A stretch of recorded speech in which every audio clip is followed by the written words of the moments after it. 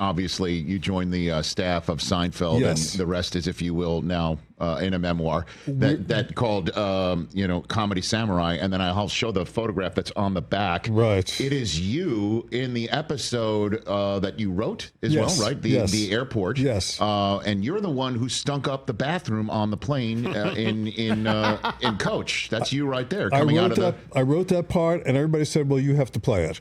So it seemed like it was like natural casting, and I didn't have to audition for it or anything. Thank God. Yes. And so that's like one of my. I'm very proud of that moment. Actually, right. Clearly, you put the screen grab on the back of. I the love book. that picture. Yeah. So what? It's okay. Let's get into some of the shows that you wrote on Seinfeld. The airport, where that episode that you're referring to right there, where Jerry's in first class having the time of his life, and Elaine's miserable in Coach. Is that born out of your personal experience? Well, or what what's interesting about that episode too was that the original Elaine story, and this has happened to me a number of times on the show. The original Elaine story, and this was a true story. Was that somebody died next to her on the plane? I don't know if you've ever had that experience. I have not, sir.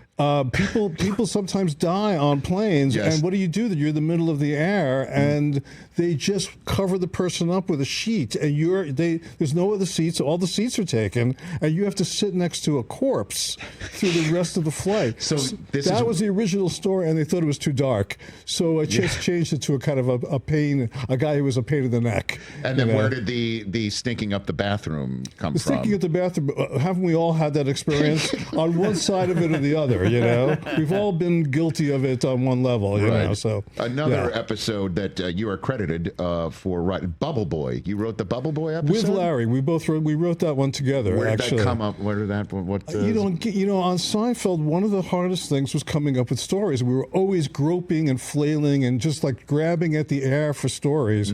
And I was trying to. I guess we had read a story about the Bubble Boy, a kid who lived in the bubble. That was one element of it. And then one of the writers, a guy named Bill Masters, had told us a story about playing Trivial Pursuits, and that the card had a misprint and said Moops instead of Moors. So that's real? Oh, yeah, that really happens.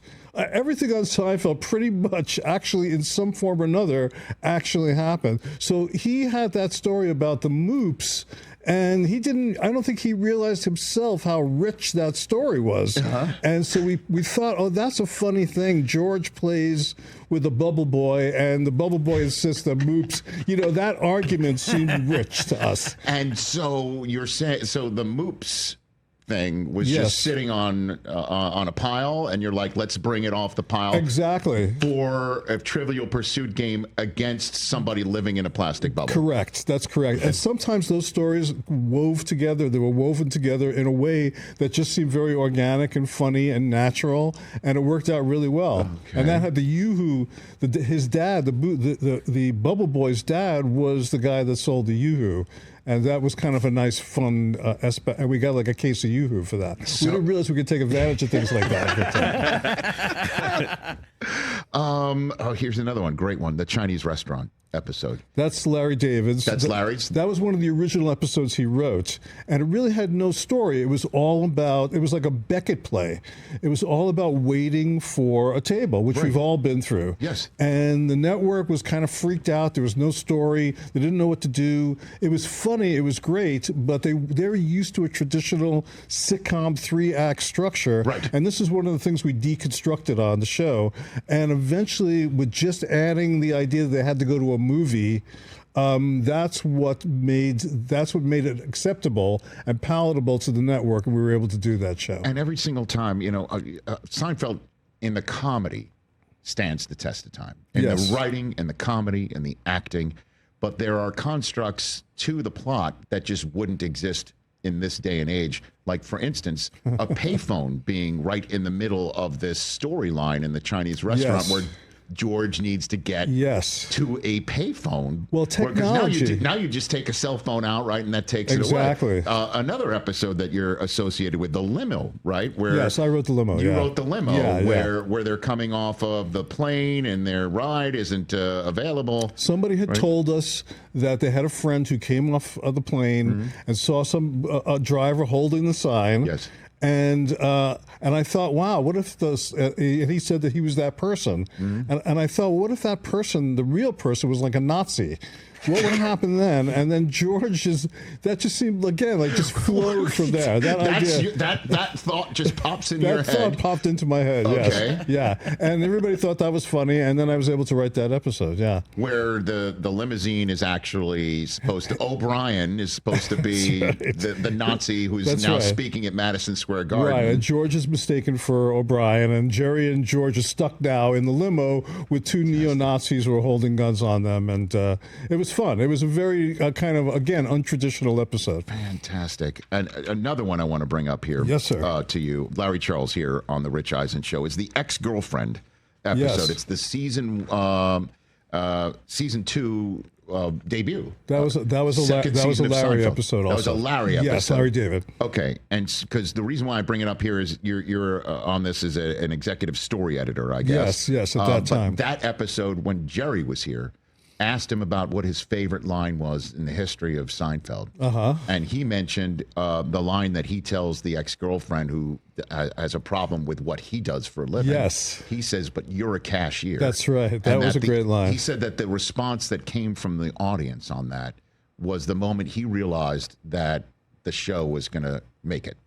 That's what he said. I mean, yes, that's an explosive line. It was a great line. You would agree with that assessment? I wouldn't say that it wouldn't be my personal choice. What would be your personal choice then? I might go for something from the Bookman scene from the library, where Jerry's kind of trying to like fend off this aggressive library cop, and they're going back and forth. And I just that entire scene to me was like, again, outside the realm of normal sitcoms. We were so influenced by things that weren't normal sitcom influences, like Dragnet and stuff like that. And that was taken from Dragnet, and that's one of my favorite moments from the show. Is that just that scene alone? The actor Philip Baker Hall. Philip Baker Hall really embodied it. Yes, he delivered the soliloquy of how society was breaking down because of the way that he thought Jerry was handling a library book. Yes, the pee-pees and the wee-wees and the five Chinese brothers, and and he called him a joy boy, and